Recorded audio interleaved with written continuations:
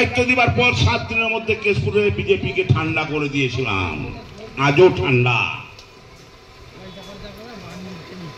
কারণ একটা অত্যাচারী সবাই মঞ্চে দাঁড়িয়ে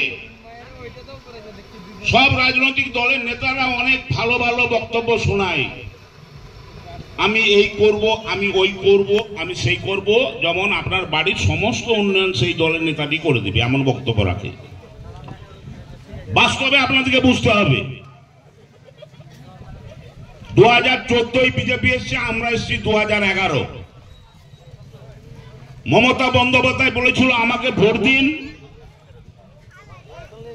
আমি বাংলায় জঙ্গলমহল ঠান্ডা করবো, দার্জিলিং পাহাড় ঠান্ডা করব।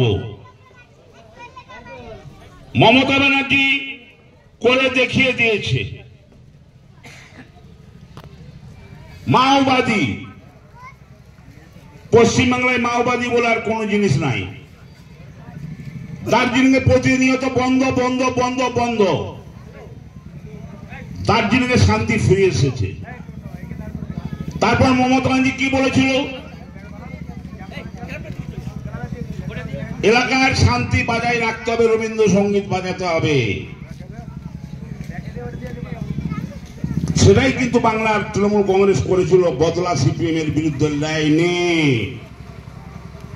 নাহলে অনেককে এখন খুঁজে পাওয়া যেত না, কেউ শ্মশানে, কেউ কবরস্থানে যেতে হতো। মমতা ব্যানার্জি বলছিল বদলা নয় বদল চাই, তাই করে দেখিয়েছে আমাদের দলের প্রত্যেক কর্মী। অতএব বুঝতে হবে আপনাদের, ভোট ভাগাভাগির জন্য অনেকে অনেক রকম চেষ্টা করবে। লবকলার মানুষের মা বোনদের সকলকে আমি অনুরোধ করে যাচ্ছি, একটা ভোটও ভাগাভাগি হতে দেবেন না। মাইকে যে আজান বাজছিল ওটাও বন্ধ করে দেবে বিজেপি। আপনি কি খাবেন সেটাও ঠিক করে দেবে বিজেপি।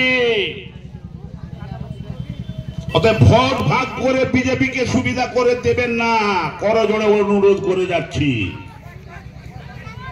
আপনারা বলুন তো, একটা মানুষ জীবন জীবিকা করতে গেলে 34 বছরের বাম রাজত্বে হাসপাতালে বিনা পয়সায় ওষুধ পেয়েছেন আপনারা। এখানে জেলা সম্পাদক ছিল দীপক সরকার, হার মধ্যে সবচেয়ে টপ নেতা, প্যারামেডিক্যাল করেছিল। কোন সিপিএম করা কমরেড যদি ভর্তি হতো প্যারামেডিক্যালে,